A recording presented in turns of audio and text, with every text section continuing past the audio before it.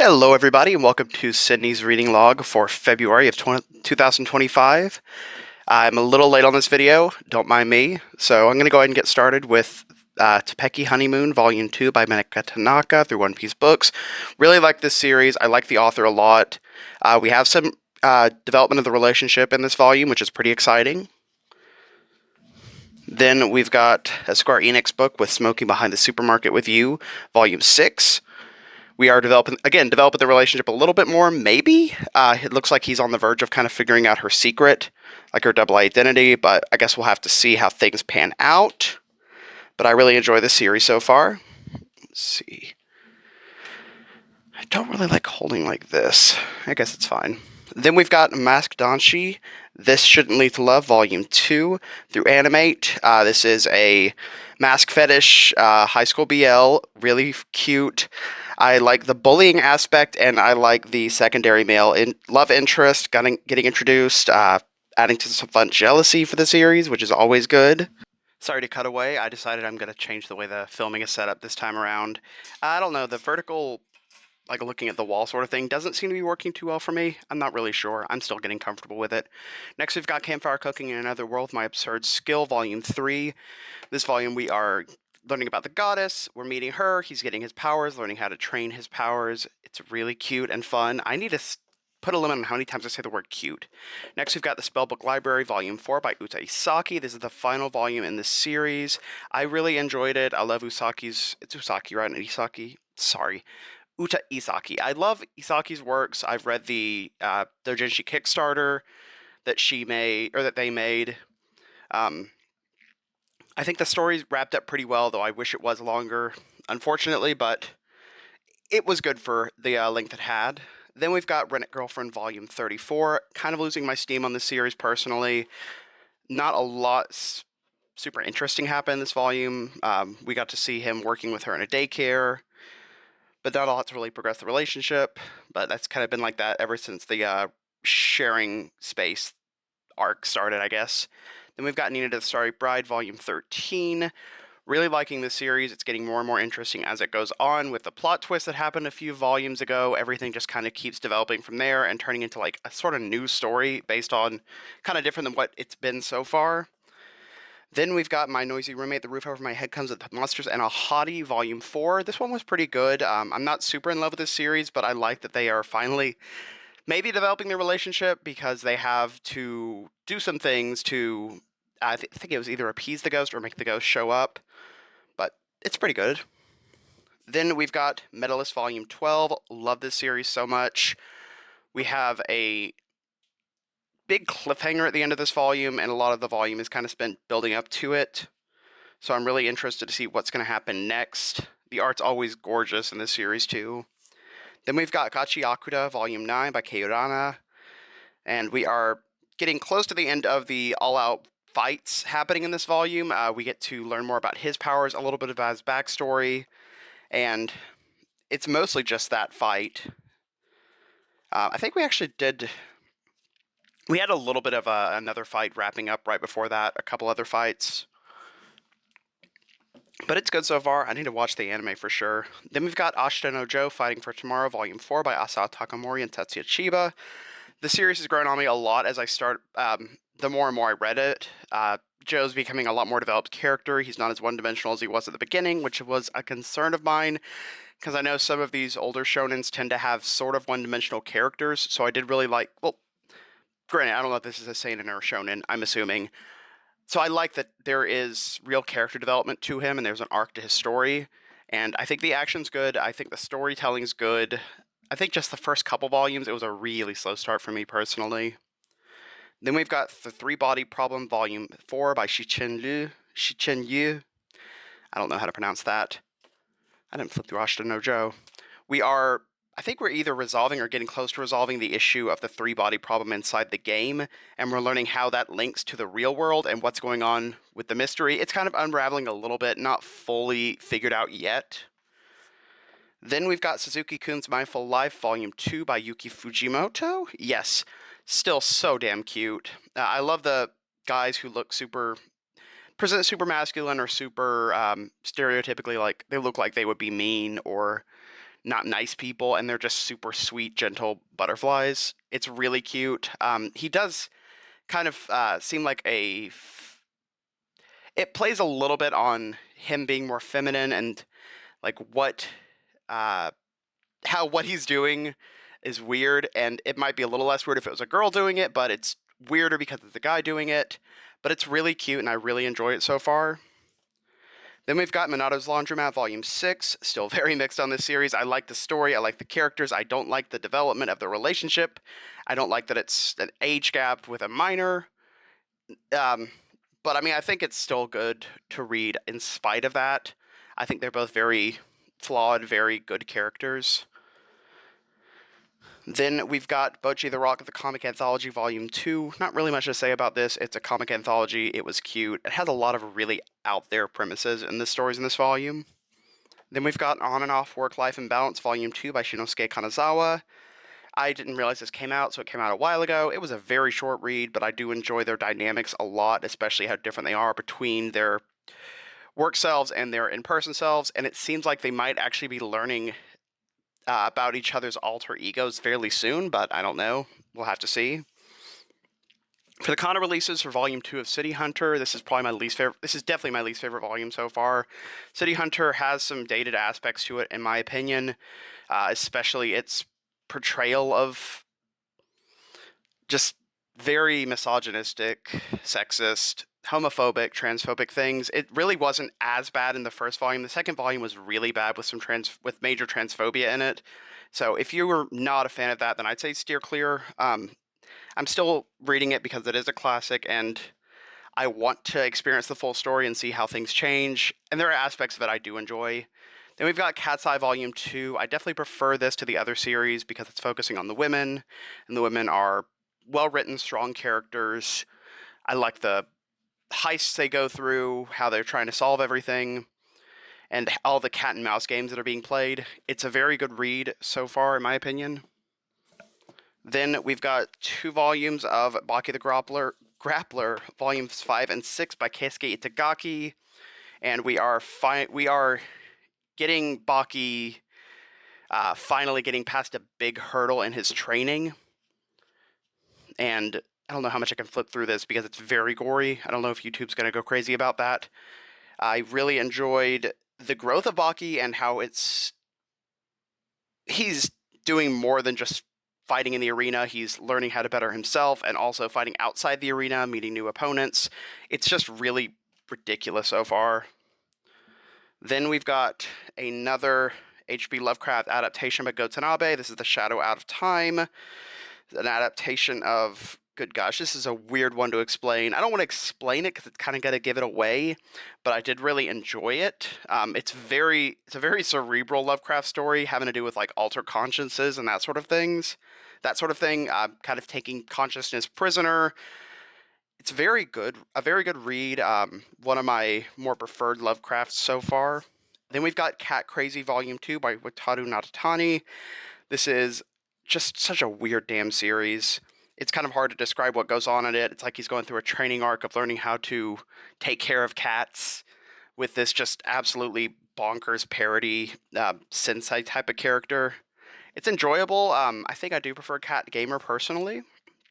Then we've got Thunder 3 Volume 7, and in this volume we are getting the 3, I guess, more of the gag characters involved in the story as everybody else is basically just going on this massive rampage to fight the aliens. It's continuing from like a couple volumes ago. Very intense, but still really funny, and I love the gag characters' portrayal and how they kind of play with the more serious aspects of the series. Then we've got A Condition Called Love Volume 16. I did really enjoy this. I like how they're addressing these major issues in their relationship and taking steps to kind of mitigate that and figure out what they need to do next. And it seems like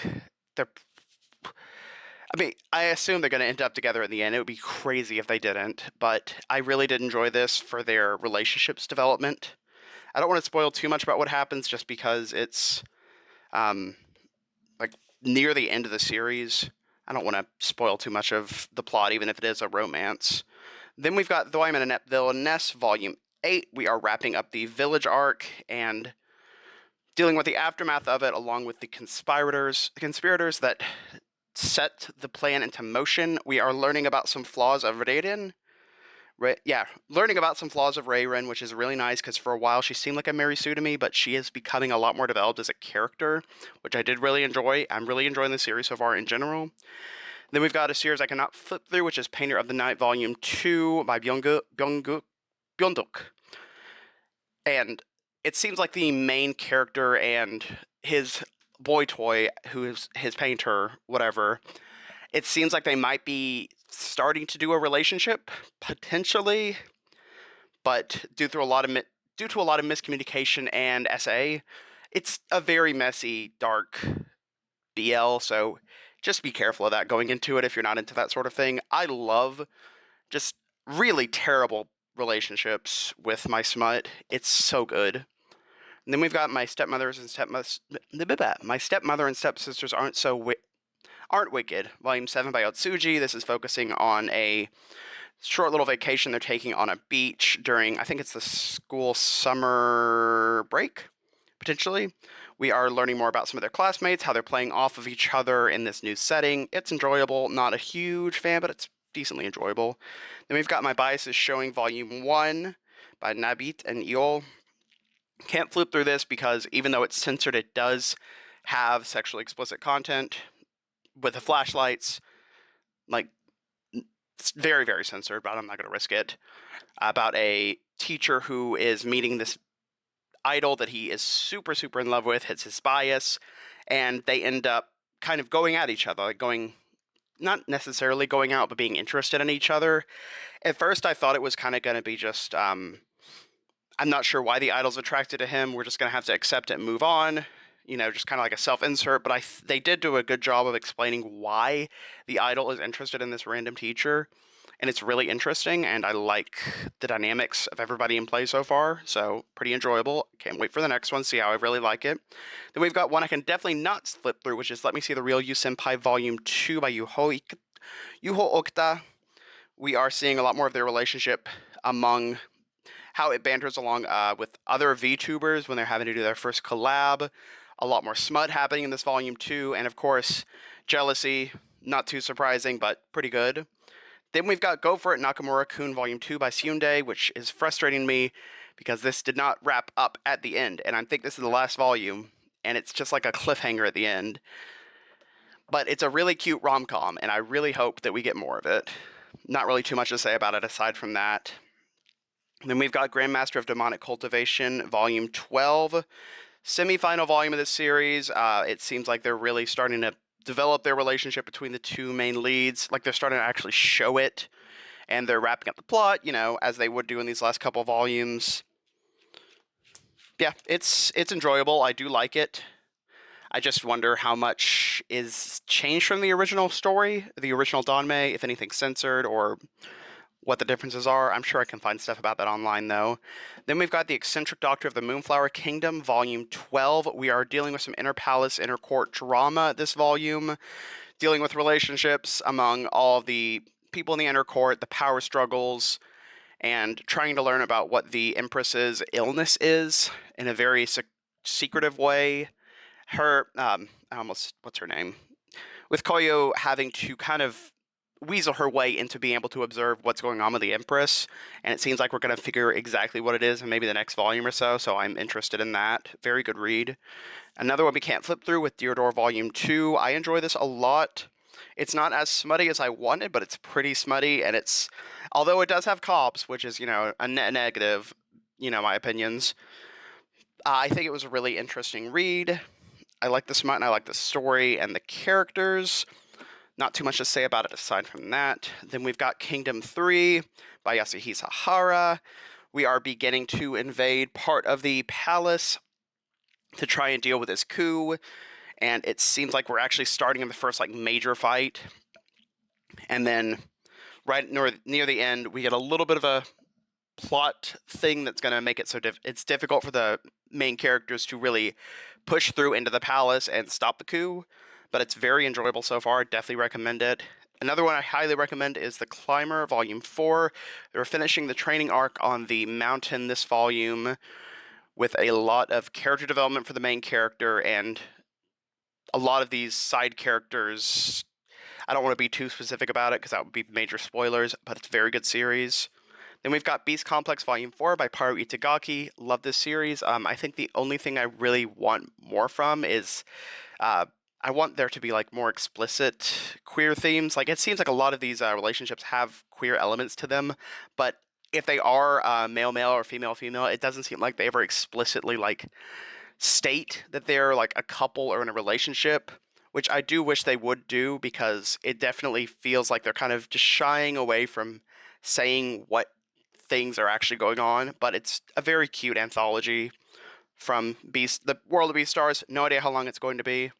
Then we've got the final volume of My Name is Shingo, Volume 6 by Kazuo Umez. Love the ending to this series. It was such a just weird series all the way through. Hard to follow the plot, good drawings, weird premise, terribly depressing ending, which is fantastic for a horror manga for me, so I really enjoyed this.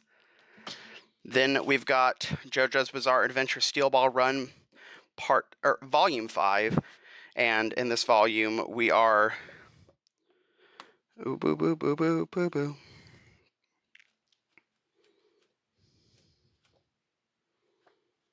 And in this volume, we got JoJo's Bizarre Adventure Steel Ball Run, Volume 5, and in this volume we are learning more about the corpse parts and seeing how Lucy Steele is kind of joining this equation with figuring out what's going on in the world right now. We have a fight with Diego. We have the main characters pressed against a wall, trying to figure out how to potentially fight back against things that are happening. Very enjoyable read. Then we've got Yari-chan Bitch Club, Volume 6 by Ogretsu Tanaka. This volume we are mostly focusing on, I believe it's these two on the front cover, where they're having one's having romantic feelings, the other one's not sure. So it's kind of a back and forth, and it's focusing on them having to do a play where one of them plays Romeo, the other plays Juliet. So there's some relationship drama and some comedy in this volume. It was more enjoyable than the last few volumes for me personally, but still not a huge fan of the series. Then we've got Sleeping on Paper Boats Volume 2 by Teki Yatsuda. Very depressing, fantastic drama series. Spoiler alert, it's not a sad ending, but all the writing in it's so beautiful. The art's amazing. Like, Yatsuda's quickly becoming one of my favorites for these really sad stories. Then we've got Hunter x Hunter Volume 38, first volume in a couple years, I think, to come out. We are continuing to focus on the Chimera Ants arc. The ship arc, I don't remember what it's called. I think they call it Succession War. No, that's not what it is. I don't know what it's specifically called, where it's essentially they're on the boat. Everything's going on. People are trying to track down Hisoka. We've got a huge conflict between all these members of a royal family, and a lot of dialogue. It's a really, really good, interesting place to take Hunter x Hunter. It's just a very long read. Then we've got Dark Gathering Volume 17. Now, I thought the last volume ended off the fight with the god, but it turns out it was still ongoing, and I am just not paying too much attention, I guess. But things get wrapped up there, and we're learning where everybody goes after that. The fight's really, really good. I think Dark Gathering is becoming one of my more favorite horror series so far. Then we've got Tamon's B-Side Volume 10 by Yuki Shiwasu. And in this one, we are kind of finally on Volume 10, maybe developing the relationship between the two of them into a romance. Maybe. We'll have to see. It's still a really good read, though. Then we've got Otaku Vampire's Love Bite Volume 6. And we are focusing a lot on this auction to try and basically get a bite of his blood, because apparently he has very delicious blood. So he's being auctioned off to all of these foreign vampires, and we get to see how, I almost said Mao, how Hina reacts to that and what she does to stop it. Very good so far. Then we've got Yaiba Volume 3, and it seemed like they were going to be wrapping up the arc with the main villain this volume, but they kind of just at the very end said nope and just completely reset the stakes. So interested to see where it's going to go from here, if they're going to go through more of these villain of the week fights before they go to him again, or what they're going to do in the plot. It's grown on me the more I read it, personally. Then we've got Sumiki Ogami's Not So Ordinary Life Volume 4. This is a focus on the school festival with this spider. What do they call these people? Not Monster Girl. I guess supernatural being. Let's see if they say specifically. Myth folk. For the spider myth folk who is, just having a hard time fitting in and having herself be appreciated for who she truly is without being tokenized. A lot of fun comedy, but with some serious character drama. I don't want to say drama, some serious character development of these myth folk, which is really good. Then we've got Yankee and Caramelizer, it's a one-shot by Chiyuko Umeshibu, and it's about a delinquent who is, a person who appears to be a delinquent who loves baking sweets, and his classmate finding out about it, and a relationship developing out of that. It's very cute. I love like I said earlier, I love delinquent type characters that have like these really cute, sweet hobbies. Next, we've got Super String Volume 2, Marco Polo's Travel to the Multiverse. I almost said Volume 2 again. Just a lot happening in this series. We also do focus some on I think it's back in Marco's world with this, we're basically just like Japan, the world's just like about to detonate. I don't really know how to describe it. It's very weird. I'm still not sure how I feel about it personally. Then we've got Shadow's House Volume 10. This volume had a lot of really good backstory about not Shadow's House, but the village around Shadow's House, and learning about the origins of a lot of things, which was very cool. Then we've got Go Go Go Go Go Go Ghost Volume 5. We are resolving the grudge and finishing up the character arcs for the main character and the ghost, along with a bit of a plot twist about why the ghost ended up the way they are. It was an enjoyable series. I kind of fell off in the middle, but I kind of picked it up a little bit more towards the end, and I really did like the ending. Then we've got World End Solte Volume 4 by Satoshi Mizukami. In this volume, we are finishing up this fight that's happening on this, Actually, no, do we even have that fight at all? Yeah, I think we had a little bit of the fight in the kind of like mansion place that went to like a subspace that they got out of, and then they end up going to a village, and we learn some more about the time loops and about this one character who's acting completely differently than they did in the other time loops. So that was fun. I really like this series. It's just a very slow release. Then we've got Otaku Elf Volume 10. Now, not a lot of this volume focuses on the school festival, so I guess they just wanted to have the volume cover be the school festival because it's a cute picture. We do actually have some of, I almost said the Miko, of Elda going out on not an adventure, but like on this trip with Koito near the end. And there's also this cute, stupid Neon Genesis Evangelion reference where we get to see their two personalities kind of clashing, with Koito wanting to be involved in Elda's hobby, Elda not knowing how to explain any of it to Koito, and just miscommunication leading them to both watch the movie and one of them be very confused and the other one just kind of be a little annoyed. It was very cute. Then we've got No Longer Allowed in Another World, Volume 10. This volume we're continuing the development of Sensei with the Dragon Lord's daughter. I think that's what his name is. And how this is kind of like a rewrite of what was happening originally.